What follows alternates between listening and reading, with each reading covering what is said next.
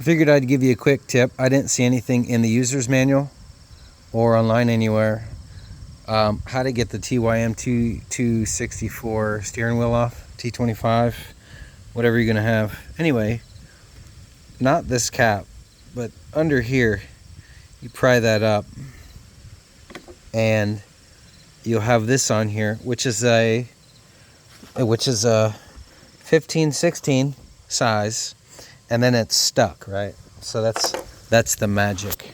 So what I did was I put my feet under here and I put my feet underneath like this for pushing up, and then I took the hammer and right on the side and it popped up.